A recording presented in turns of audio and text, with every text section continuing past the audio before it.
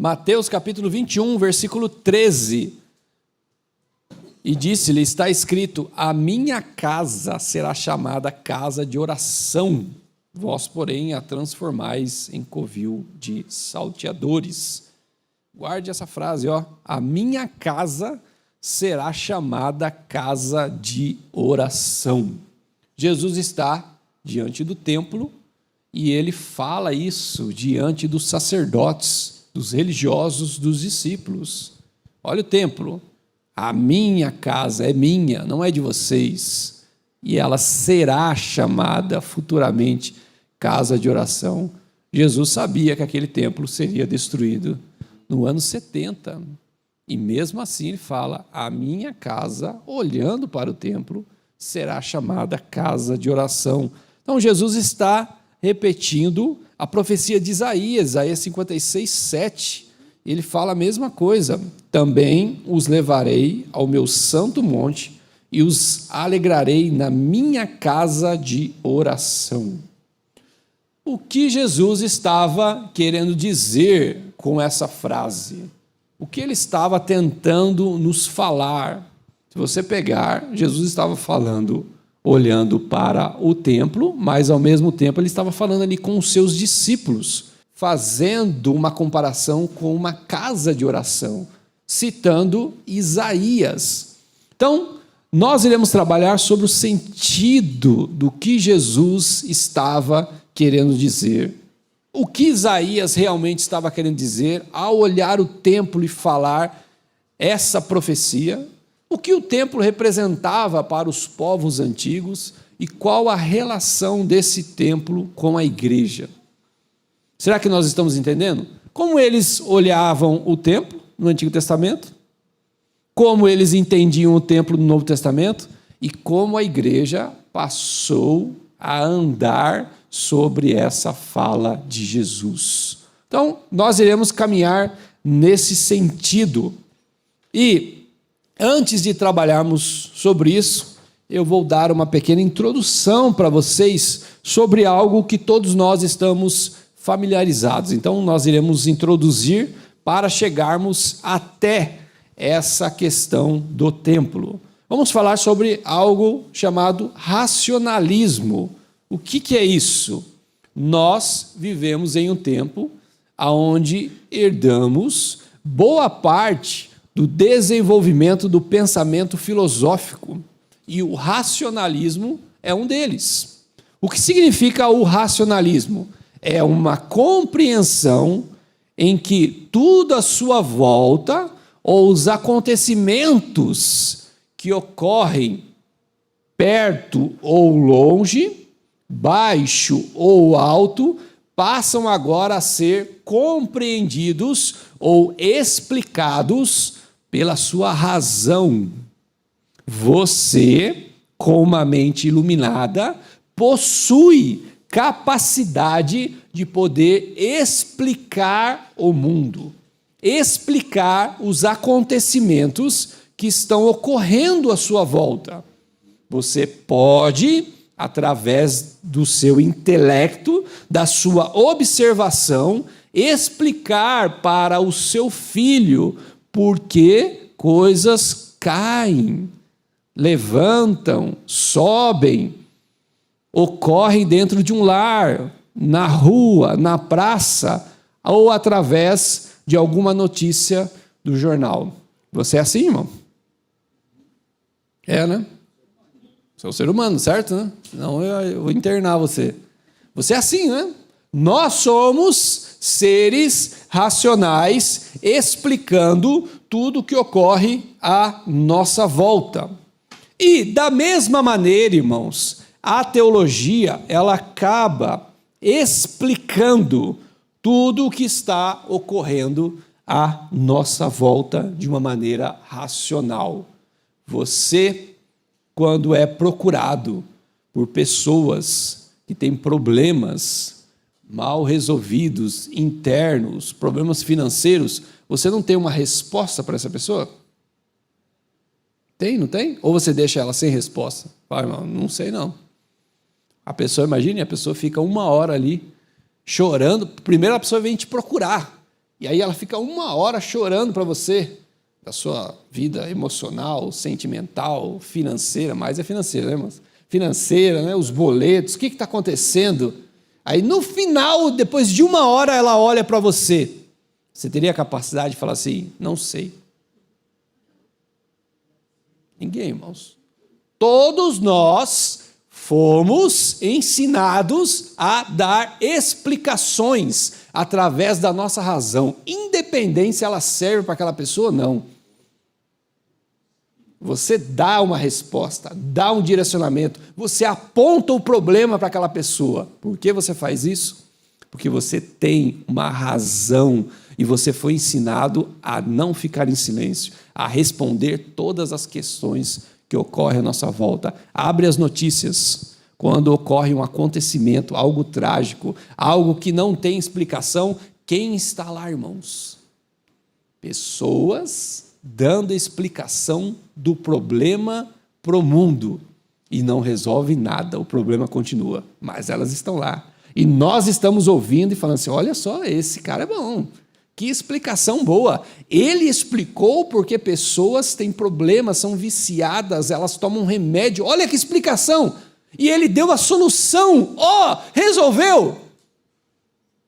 Não, as pessoas continuam lá com o problema. Então, nós temos em nossa geração uma grande abertura para essa razão, mas ao mesmo tempo que existe essa razão, nós precisamos ver a igreja de Atos, porque eles também tinham um modelo racional de como as coisas funcionavam. Porém, a igreja de Atos, ela tinha na sua mentalidade algo que movia ela na terra, tocando a eternidade. Ao mesmo tempo que eles eram racionais, humanos, pessoas sociais se relacionando, tocando todas as esferas sociais, eles eram pessoas que acreditavam em uma eternidade que invadia a realidade deles e não tinha explicação. E é esse ponto que eu quero abrir com vocês, porque nós somos bombardeados diariamente sobre a racionalidade, em interpretar todas as coisas de uma maneira racional. Você é bombardeado com isso em todas as esferas. E você não é incentivado a entender que a igreja ela está na terra, mas ela está ligada na eternidade, irmãos. Você não é só um ser racional, você é alguém místico, sabia disso? Você não é uma pessoa apenas que vai andar na esfera racional, explicando todas as coisas. Você é um agente da eternidade que libera os céus aonde você vai. E coisas extraordinárias passam a acontecer e ela não tem explicação. Fala mais alto, irmão. Isso é a igreja, irmãos. E quando ela perde essa capacidade de estar com a mentalidade na eternidade, ela se torna uma instituição social. As pessoas querem comida, as pessoas querem abraço, as pessoas querem ser felizes, as pessoas querem estar ali sendo acompanhadas por um psicólogo, por um médico, elas querem dinheiro, elas querem emprego, mas elas não são transformadas, irmãos. Porque nós criamos um ambiente social que ampara aquele que está precisando. Mas a igreja não é isso. A igreja ela tem essa parte, mas ela tem também o toque da eternidade. Porque quando nós não conseguimos, e na maioria das vezes não conseguimos, é o poder de Deus que transforma pessoas, é o poder de Deus que transforma bairros, é o poder de Deus que transforma a cidade. E nós precisamos crer. Então, abra lá em Atos, vamos observar a igreja, como ela caminhava nesse sentido social, mas ao mesmo tempo nesse sentido eterno. Jesus disse: em verdade vos digo que tudo que ligardes na terra terá sido ligado nos céus, e tudo que desligardes na terra terá sido desligado nos céus. Olha só, o que você concorda aqui na terra, liga na eternidade. Olha o poder da igreja, irmãos. Olha o poder que Deus deu nas nossas mãos. E a igreja de Atos entendeu isso. Atos capítulo 2, versículo 46. Diariamente, meu irmão, você fica reclamando que vem na igreja só de domingo? Leia. Diariamente perseveravam unânimes no templo, partiam pão de casa em casa. Olha, eles estavam na casa. Reclama que o irmão vai na sua casa muitas vezes, aí, ó. Estava lá. Partiam pão de casa em casa e tomavam as suas refeições com alegria e singeleza de coração, louvando a Deus e contando com a simpatia de todo o povo. Enquanto isso, acrescentava-lhes o Senhor dia a dia os que iam sendo salvos. Não é? Ó, como é prática a igreja. Existe alguma fala aqui que te traz desconforto em explicar? Claro que não, irmãos. Nós fazemos isso, nós estamos juntos, nós estamos comendo juntos. Essa fala não te traz desconforto, porque nós vemos isso bem no campo racional, de explicação. Atos capítulo 4, versículo 34. Pois nenhum necessitado havia entre eles, porquanto os que possuíam terras ou casas, vendendo-as, traziam os valores correspondentes e depositavam aos pés dos apóstolos. Então se distribuía a qualquer um à medida que alguém tinha necessidade. Olha só o serviço social da igreja. Muito bom. Você tem alguma dúvida disso? Você tem dúvida em explicar isso? Não, nós estamos acostumados com o serviço social da igreja. Atos capítulo 9, versículo 31, a igreja, na verdade, tinha paz por toda a Judéia, 9:31, Galiléia e Samaria, edificando-se e caminhando no temor do Senhor e no conforto do Espírito Santo crescia em número. Você vê hoje a igreja crescendo em números. Obra social, Atos 9:36, havia em Jope uma discípula por nome Tábita, nome este que traduzido quer dizer Dorcas.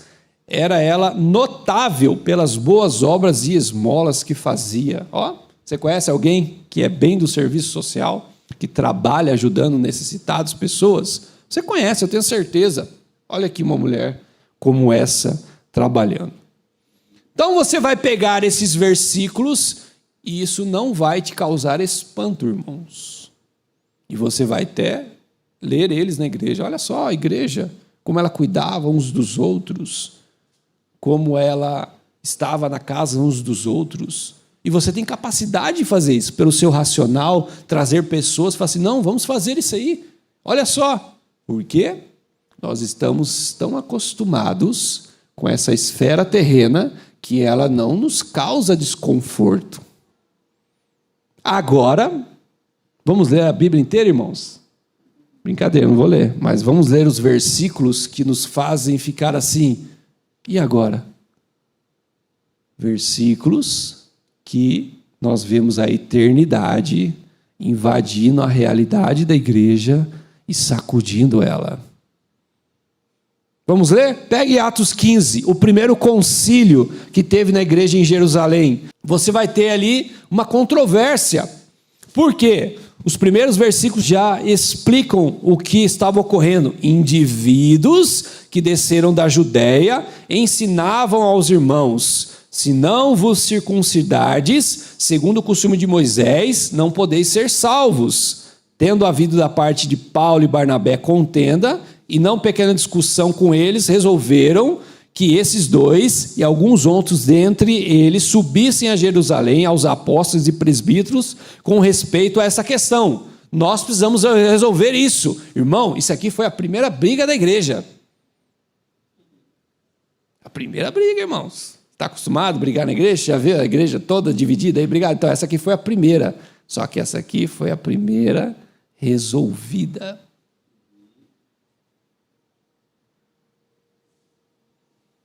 Se você observar todo o texto de Atos 15, você vai ver ali Pedro falando, Paulo falando, e todos eles usando argumentos racionais em relação a essa questão. É a explicação. Cada um está defendendo algo sobre o que estava sendo proposto.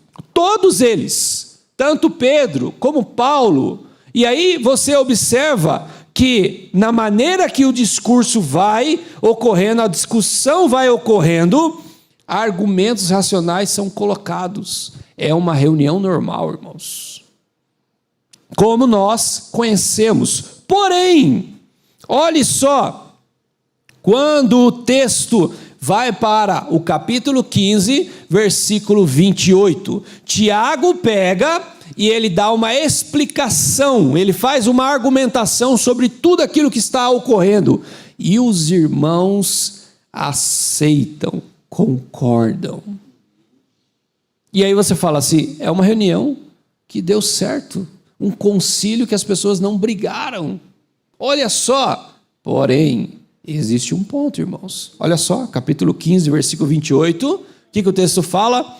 Pareceu bem ao Espírito Santo e a nós não vos impor maior encargo além dessas coisas essenciais.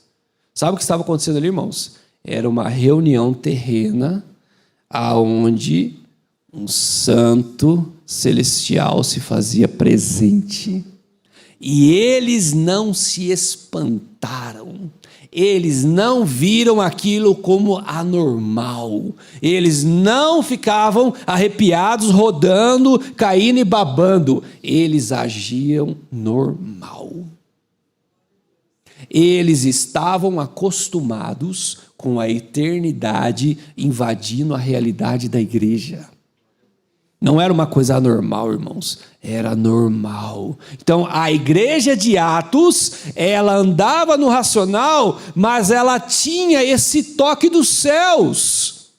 E é isso que nós precisamos entender. Irmãos, nós não temos as chaves para mudar o mundo apenas com a iluminação da nossa mente. Você não vai resolver questões que são problemáticas simplesmente com conselhos, ou livros, ou seminários. É o que nós fazemos. Qual o seu problema no casamento? Eu tenho um curso para você, vem cá. Qual o seu problema nessa sua vida louca, nessa sua mente paranoica aí, de doideira que você cria? Eu tenho um psicólogo bom para você. Qual é o seu problema de vício, de loucura, com seu pai, com a sua mãe, com a sua família? Vem cá, eu tenho um seminário, vou te mandar lá na China, lá. Você vai ficar um ano lá, você vai ver, vai voltar transformado. Irmãos! A igreja entendia que há situações em que só o poder de Deus resolve.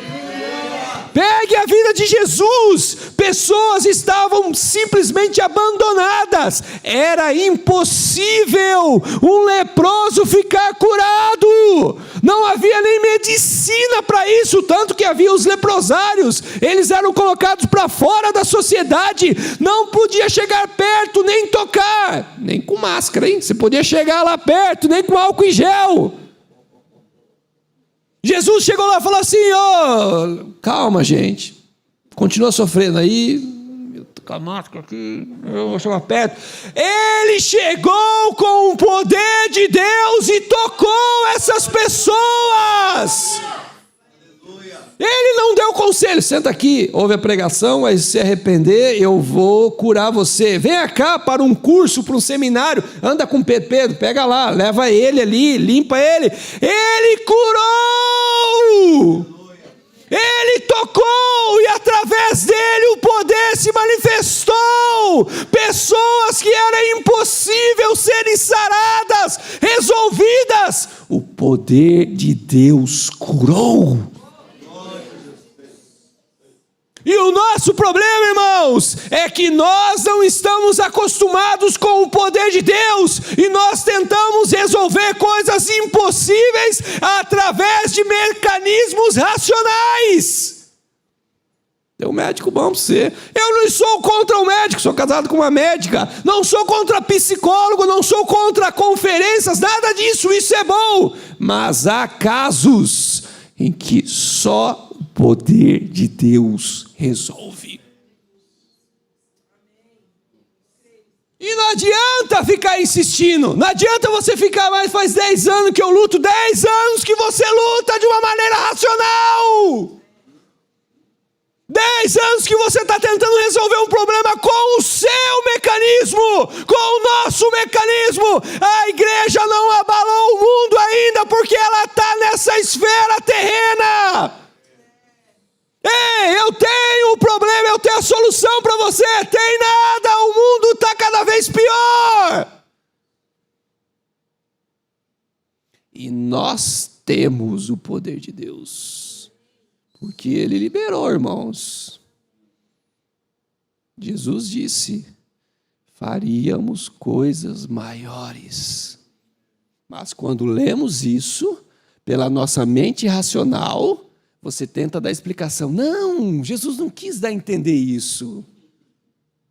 Jesus não falou que você vai curar leprosos. Jesus não disse que você vai ressuscitar os mortos. Ele estava falando de multidão. Hoje nós temos uma televisão que fala para o mundo. Jesus não tinha essa capacidade. Nós tentamos explicar a frase de Jesus porque nós nos sentimos incapazes de imaginar que você pode chegar para pessoas que já foram desacreditadas pela medicina ou pela psicologia e através de você, como canal, você colocar as mãos ou liberar uma palavra, essa pessoa ser curada. Liberta!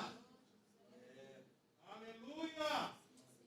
Está na hora, irmãos, de lermos a Bíblia como ela foi escrita. Está na hora de vivermos a realidade das Escrituras como era a realidade dela. Você já imaginou um pastor falar: você quer andar comigo, ser meu discípulo? Então eu vou enviar vocês ali para o bairro ali. Tá, pastor, o que o senhor quer que eu faça? Cure os leprosos, ressuscite os mortos, limpe os enfermos, expulse os demônios. Passou no teste, volta para cá. Fácil, né? Imagina que fácil. Essa foi a primeira missão dos discípulos. Vai, 2 em 2, e faça isso. Mateus 10.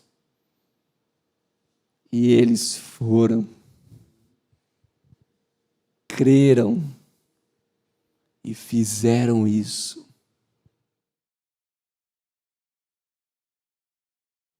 Então, Atos capítulo 3, você tem aí Pedro e João subindo para o templo. E você tem um coxo de nascença, que estava ali diariamente. E quando Pedro e João olham para ele, eles se negam a dar dinheiro para aquele homem. E Pedro fala: não possuo nem prata nem ouro, mas o que eu tenho, isso eu te dou. Em nome de Jesus Cristo, Nazareno, anda. E tomando pela mão direita, o levantou imediatamente, irmãos. Imediatamente. Há questões impossíveis no mundo. E essas questões não vão se resolver com o mecanismo do racionalismo. Você não vai dar resposta ou solução para questões em que só o poder de Deus pode fazer. E nós precisamos crer nisso. Eles creram e eles viveram questões poderosas, coisas poderosas, porque eles acreditaram. E se você pegar a vida de Jesus, você vai perceber que Jesus, ele sentava, ele explicava, ele ouvia as pessoas, mas ele caminhava e ele manifestava o poder de Deus. Mateus 5, 6, 7, as bem-aventuranças. Irmãos, como é fácil fazer isso? Como é fácil pregar as bem-aventuranças, ler. Existem inúmeros livros sobre a bem-aventurança, mas vamos continuar a história. Ele está ali sentado, pregando para a multidão, falando racionalmente, as pessoas estão entendendo, algumas sim, outras não, e ele se levanta e começa o quê? Mateus capítulo 8. O que acontece em Mateus capítulo 8? Irmãos, ora, descendo ele do monte, grandes multidões o seguiram, e eis que um leproso, tendo se aproximado, adorou, dizendo: Senhor, se quiseres, pode purificar-me. E Jesus, estendendo a mão, tocou-lhe, dizendo: eu quero. Ele quer, irmãos. Fica limpo imediatamente. Não foi depois de um ano, depois passou para os médicos, foi imediatamente. Ele foi curado da sua lepra. Muitos doentes vieram, Mateus capítulo 8, versículo 16, chegada a tarde, trouxeram-lhe muitos endemoniados, e ele meramente com a palavra expeliu os espíritos e curou todos que estavam doentes. O gadareno, Mateus capítulo 8, versículo 28, ninguém dava conta daquele cara, ele era uma pessoa impossível, ninguém chegava nem perto. Jesus foi lá e expulsou o demônio, e depois no outro dia o cara estava sentado ouvindo Jesus, na escola dominical, irmão, que é difícil os irmãos virem, o cara estava lá, em sã consciência, liberto. O tipo de teologia que você ouve é o tipo de cristão que você é.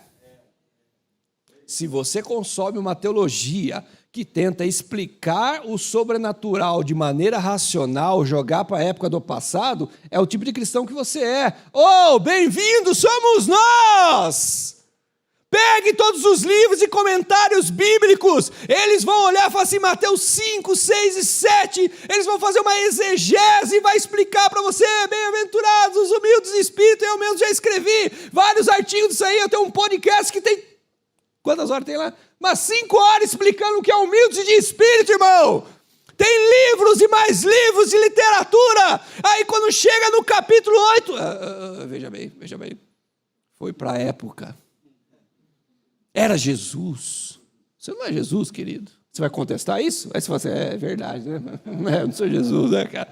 Foi para a época. Nós tentamos explicar o sobrenatural e deixá-lo fora, porque nos sentimos incapazes de viver esses milagres. E enquanto estivermos com essa mentalidade, você terá pessoas e situações à sua volta que elas não vão se resolver. A Bíblia mostra pessoas que não tinham solução, irmãos, para os mecanismos humanos. Mas o poder de Deus resolveu questões impossíveis.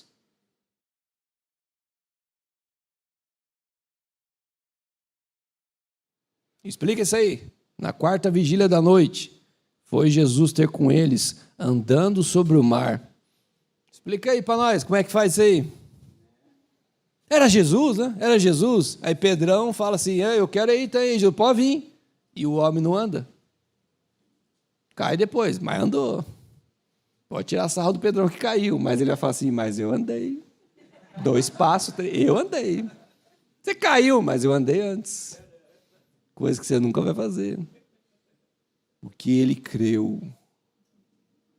Enquanto você tira sarro de pessoas doidas, que vai orar por pessoas ou questões impossíveis, ele tem mais possibilidade de viver o que você nunca vai viver.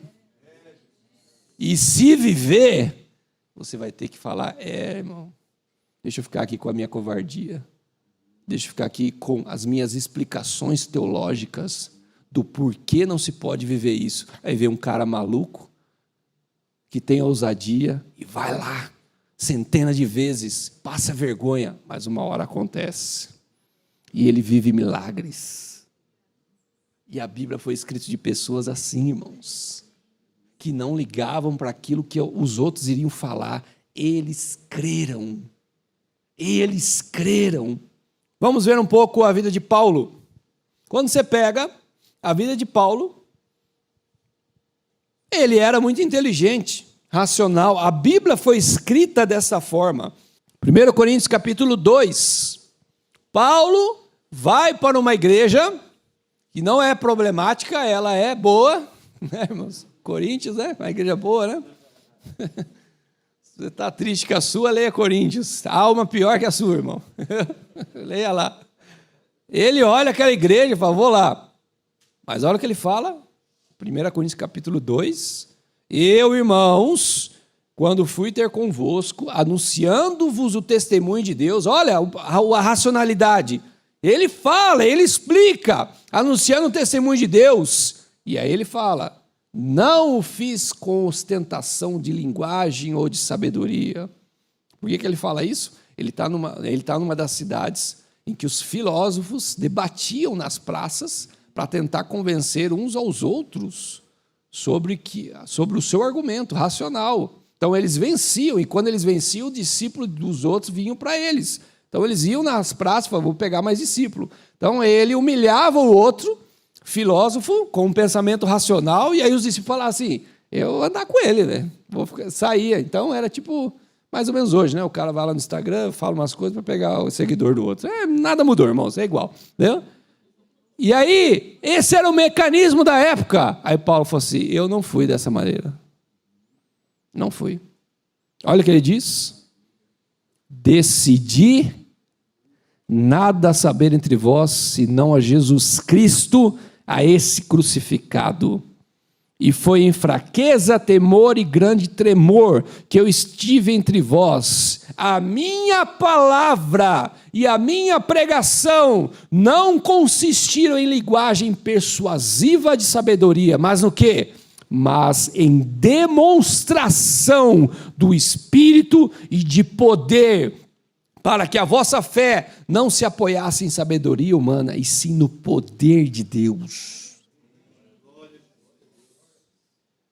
Isso é um homem racional, que usa os mecanismos para a comunicação, mas é alguém que entendeu. A igreja, ela caminha na terra, mas ela toca nos céus, irmãos.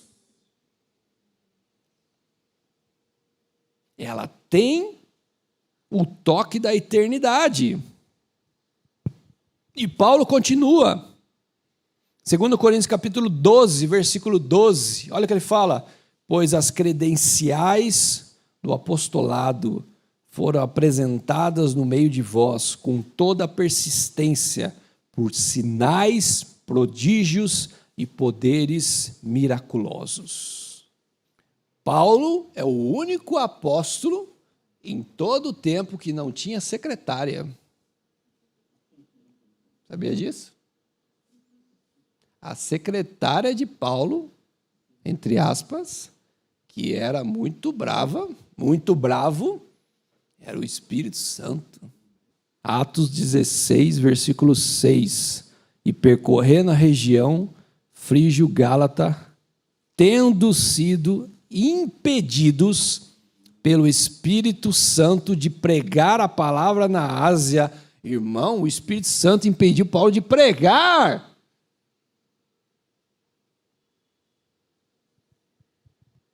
Mas continua o texto. Defrontando Mísia, tentavam ir para Bítnia, mas o Espírito de Jesus não o permitiu e levou ele para outro lugar. Você consegue entender o que está ocorrendo aqui, irmãos? Você tem um homem inteligente, racional, que sabe decidir direita, esquerda, levantar, acordar, lavar o rosto, pentear o cabelo, colocar uma camiseta, eu comprei, irmãos, para pregar aqui, comprar uma camiseta, ir fazer coisas, decidir se ele vai para um seminário ou não, se ele decide sim ou não, mas esse homem se submete à direção da eternidade na sua vida. Como anda a sua vida, irmãos? como anda o seu ministério, como anda a sua vida espiritual, ela está totalmente sendo guiada pelo seu racional, ou você entende que existe o poder de Deus que precisa estar sobre você, aonde você vai, o que você assiste, o que você fala, para quem você ora, para quem você não deve orar, para onde você deve ir para pregar, para onde você não deve ir. Ele tinha essa mentalidade. Era alguém como eu e você, mas submisso à ordem de Deus. Não fazia coisas que o próprio Deus fosse, agora não. Ele ia nos lugares aonde Deus desejava. A igreja era assim. Então, ela tinha convivência social, ela tinha esse toque humano, ela estava nas casas, ela estava lendo as escrituras, explicando, mas os anjos estavam nas igrejas, irmãos. E eles não se espantavam. E eles não escreviam um livro falando: um anjo chegou na minha casa e vendeu milhões de cópias. E todo mundo fala assim: ó, um anjo foi na sua casa. Pedro foi liberto da prisão por um anjo. Quando bateram na porta de uma irmã, falaram: é o anjo de Pedro. Tipo, normal. Era normal. Porque deixou de ser normal para nós, irmãos? Porque nós somos inundados diariamente pelo pensamento racional. Sabe quando você sente o espiritual? Só quando você assiste filme de terror e aí você tem medo de ir para a cozinha. Porque Hollywood te ensinou que qualquer aspecto espiritual dentro da sua casa são demônios.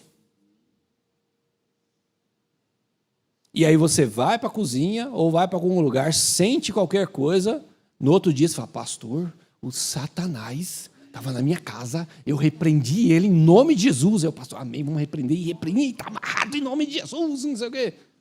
Irmãos, me explica isso. Você é filho de Deus, sua família é cristã, sua casa é escolhida por Deus e o diabo mora lá. Como assim? Nunca na nossa mente, quando nós sentimos o espiritual na nossa casa, nós pensamos: são os anjos de Deus aqui.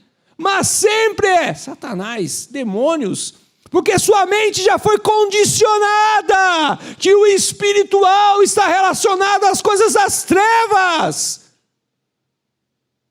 Isso é Hollywood. E aí você vive no racional, irmãos. Tudo há uma explicação, tudo há uma razão. Nada há um sentido eterno na sua realidade. E nós criamos um extremo tão grande, irmãos, que nós até na igreja, os cultos são racionais, a vida é racional, o discipulado é racional, tudo é racional, mas é mesmo. Mas a eternidade está longe, vai estar longe, vai estar longe. Deus está tão longe, que na hora de for tocar alguma coisa, eu vi um anjo. Para, irmão, não viu nada. Eu senti algo, isso aí é fome. Eu senti um arrepio, isso aí é porque o irmão que passou perto de você, o vento do ar-condicionado, para de viajar. O sentir espiritual virou chacota para nós, irmãos. E aí tem uns malucos ainda que fazem coisas loucas, do tipo, derruba uma Bíblia, a Bíblia cai no versículo tal, Deus falando, ó. Ou seja, nós entramos num extremo tão profundo que ou é racional, explicação, ou é bizarrice. E aí você lê a Bíblia e vê uma igreja, ou Paulo, indo para as sinagogas, explicando o evangelho, conversando com as pessoas, e uma hora ele está andando, vem uma jovem adivinhadora, ele não prega o evangelho, ele não fala nada para ela, ele simplesmente expulsa o demônio dela, o espírito de adivinhação. E isso causa um transtorno na sociedade ali, porque ela dava lucro para os poderosos, a tal ponto que Paulo é preso, vai para a cadeia por causa disso. Ele não disse para aquela jovem, procura um psicólogo, calma, evita. Ele não evita, ele manifesta o poder de Deus. E isso leva para a cadeia. E quando ele está na cadeia, depois de apanhar, porque aqueles homens ficaram irritados com ele, e quando ele está ali na cadeia, junto com Silas, o que ele começa a fazer? Louvar. Você pode pegar na história da igreja, os estádios lotados, toda a aparelhagem. Já foi em show gospel, irmão? Que bate lá o bumbo da bateria, até o seu peito bate, aquela adrenalina, mas o estádio não treme. Aí você pega 2 caras cantando e uma cadeia tremendo, dando terremoto. E você pega um carcereiro que não tem nada de Deus, que possivelmente tinha humilhado aqueles caras, sem ouvir o evangelho. Paulo não pregou para ele, o cara está desesperado, ele vai se matar, e ele fala para Paulo, o que eu faço? Aí Paulo, creia, se arrependa. O poder de Deus, irmãos, ele expõe o pecado da humanidade. Ele escreve uma linha na terra, aonde a pessoa ela se depara com algo que ela nunca viu. É a manifestação da santidade de Deus. Ou ela se arrepende, ou ela se abandona. O poder de Deus expõe o pecado. Havia lugares que Jesus entrava ou passava, ele não falava nada, e as pessoas caíam nos seus pés e falavam, Jesus, tem misericórdia de mim. Era o quê? Era abrir a eternidade para a santidade de Deus chegar numa racionalidade, a tal ponto que as pessoas olhavam e falavam assim, tem misericórdia.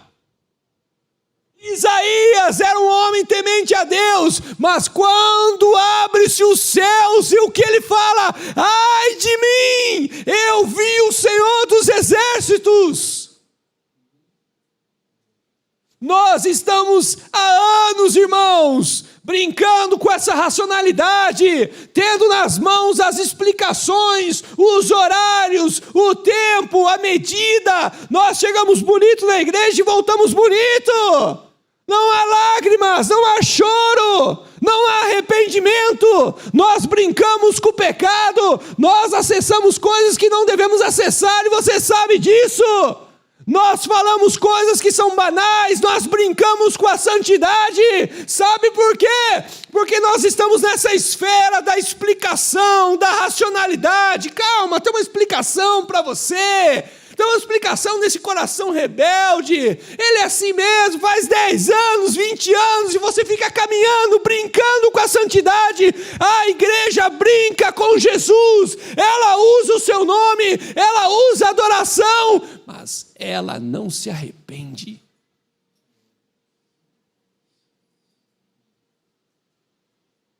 Está na hora de abrirmos os céus, irmãos, e nos depararmos com algo que é assombroso, com algo que não tem explicação, com algo que mexe, com algo que faz tremer, com algo que faz entendermos que nós estamos numa posição cômoda. Está na hora de acordarmos. Você acha que a manifestação de Deus para o povo de Israel foi assim tranquila? Ele desceu no monte, e a Bíblia fala que houve trovões, relâmpagos, fumaça, os anjos estavam ali, foi algo terrível, e eles ficaram aterrorizados com aquilo.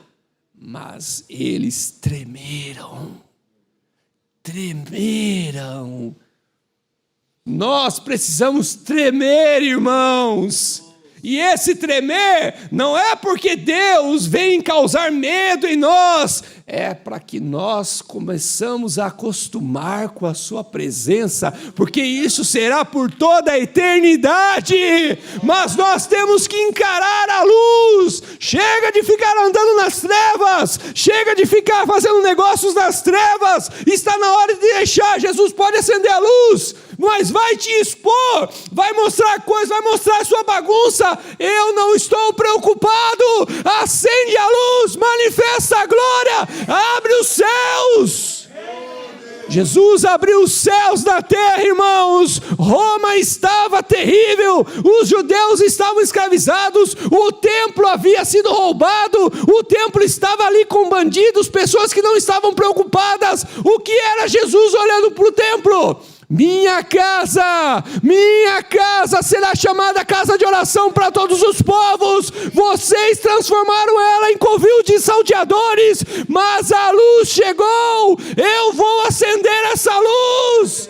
E era a glória de Deus. Nós precisamos acender essa luz aonde vamos, irmãos. Você não foi chamado para entrar numa casa e ficar tomando cafezinho, conversando com as pessoas, dar alento para elas. Toma aí mais um antídoto, toma mais um remedinho por causa da sua dor. Você está sofrendo, o seu filho é problemático, você é louca, você é maluca, essa casa é uma maluquice. Você não foi chamado para ser sociável com as pessoas, você foi chamado para manifestar a glória de Deus aonde você vai.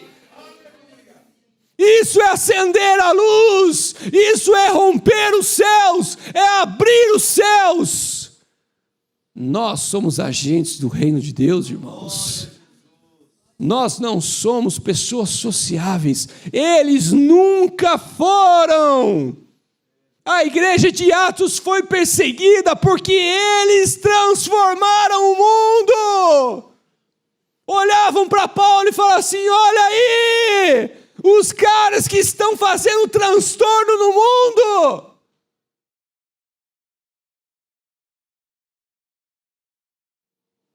Venha Jesus. Venha Jesus. Abre a nossa mente, Jesus.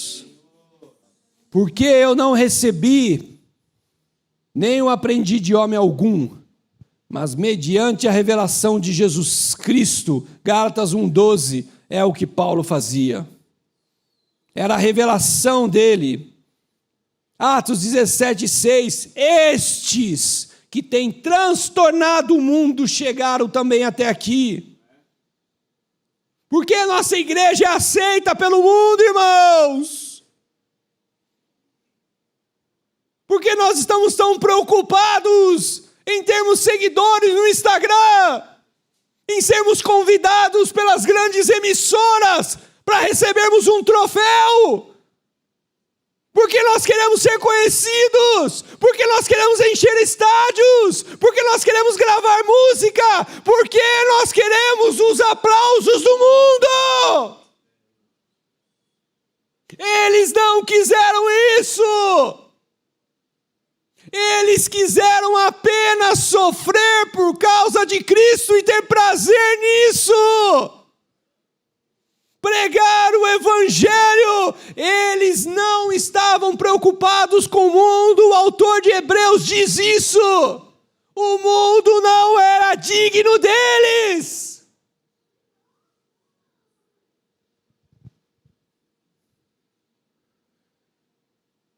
Nos faz entender isso, Jesus. Nos faz entender isso, Jesus. Nós precisamos, ó Deus, levar, ó Deus, o Evangelho do Senhor, ó Pai. Nós precisamos levar, ó Deus, o arrependimento, ó Deus. Nós precisamos levar, ó Deus, realmente a mensagem. O Senhor disse aos discípulos: vão, e a cidade que vos receber, chegue e declare a paz. Mas aquela que não receber, bata as sandálias, tire o pó e saia daquela cidade. porque ela não reconheceu os agentes que eu estou enviando, haverá juízo sobre ela. Porque nós representamos um reino que há de vir.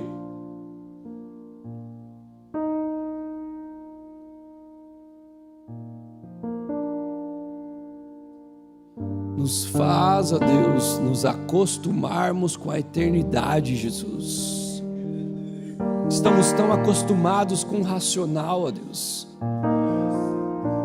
Comer, beber, passear, se alegrar, vestir, comprar, rir, ouvir, sentir, todas essas coisas estão no âmbito racional, no âmbito natural, mas e a eternidade, Jesus? Os anjos não se aposentaram, o Senhor não está dormindo, os céus estão, ó Deus, neste momento ativos, cheios de glória e de poder. Os anjos estão cantando, as pessoas que partiram neste momento, elas não estão dormindo, elas estão vendo toda a glória do Senhor na eternidade, e isso não está longe de nós. Há uma conexão na terra, porque Hebreus 8 fala que o sumo sacerdote Cristo entrou e resolveu essa situação da ligação com os céus e a terra.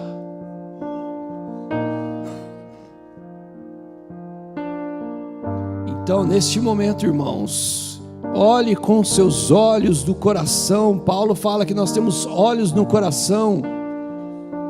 Olhe. Você é acostumado a ver as coisas naturais, está na hora de você abrir os seus olhos espirituais.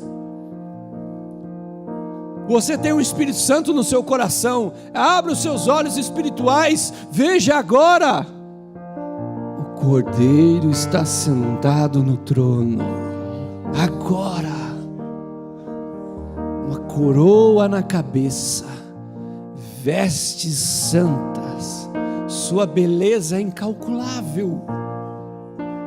Pegue as belezas naturais que você já viu, os passeios, os lugares que você já foi, e que isso causou em você um impacto tão grande que você tirou foto, você lembra do cheiro desse lugar, você lembra das coisas. Pegue tudo isso e agora seja transportado para o reino do Senhor e veja a beleza dele. Aquilo que você viu na terra não chega aos pés do amado. A beleza que você procura na terra para preencher o seu coração, ela nunca vai te saciar. Por isso você é escravo dos desejos, por isso você é escravo dos filmes, escravo da televisão, escravo da internet, porque você foi criado para procurar aquilo que é belo, mas o belo criado não vai te satisfazer nunca. Porque você foi criado para passar a eternidade admirando a beleza do Cordeiro. Por isso que os seres, os 24 anciãos, eles estão rodando o trono. Por isso que eles cantam dia e noite, porque é impossível ver o amado e não desejá-lo. Ele é chamado de o desejado das nações. Quando ele voltar para a terra, estabelecer o seu trono, as nações desejarão ver o amado. Por isso que ele é o desejado das nações. Abre os céus, Jesus. Os anjos estão aqui, irmãos.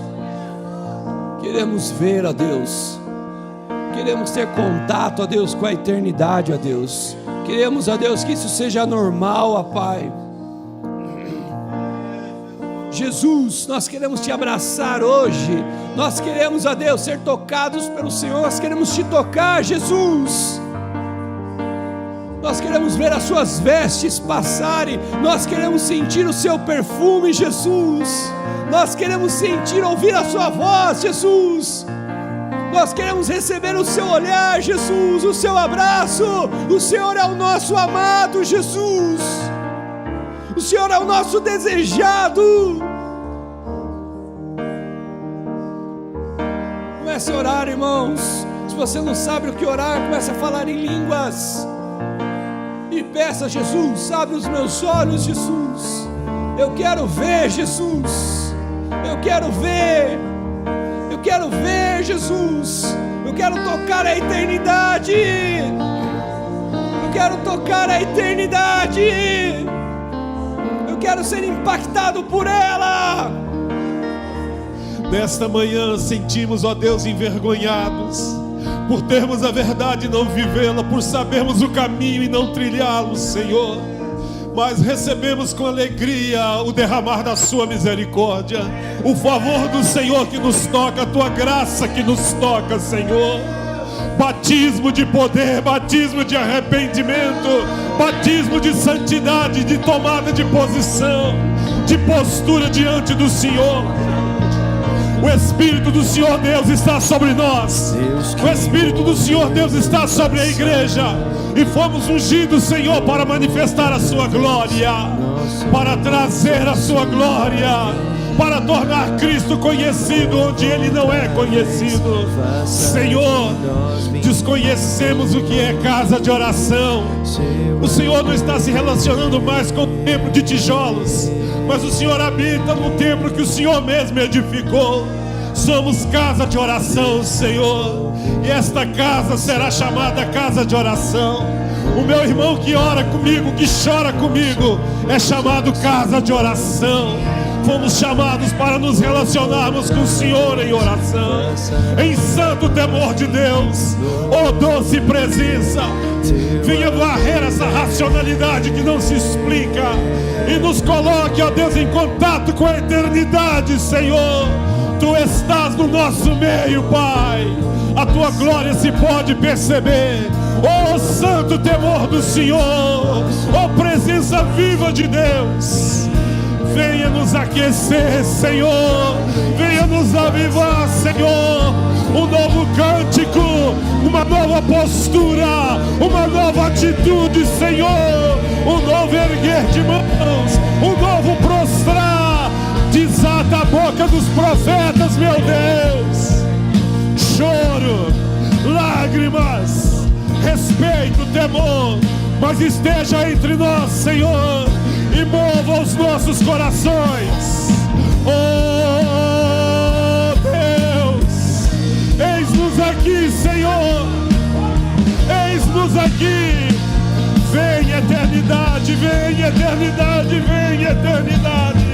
Ai de mim que vou perecendo, ai de mim que vou perecendo, porque os meus olhos viram o Rei. Eu sou homem de lábios impuros, habito no meio de um povo de lábios impuros. Que será de nós, Senhor? Que será de nós? Ah, que brasas vivas do teu altar sejam colocadas nos nossos lábios e removida a nossa iniquidade. Vem eternidade, vem eternidade. Toca os ministros, toca os pregadores, toca os adoradores. Toque a tua igreja, vem eternidade. Vem na nossa geração, na nossa cidade. Precisamos nos acostumar com a tua graça. Precisamos nos acostumar com a tua glória. Precisamos nos acostumar, Senhor, com este fator sobrenatural. Só o Senhor pode fazer isso. Só o Senhor tem poder. Só o Senhor tem poder. A ti seja a glória, ao Senhor seja a honra, ao Senhor seja a adoração.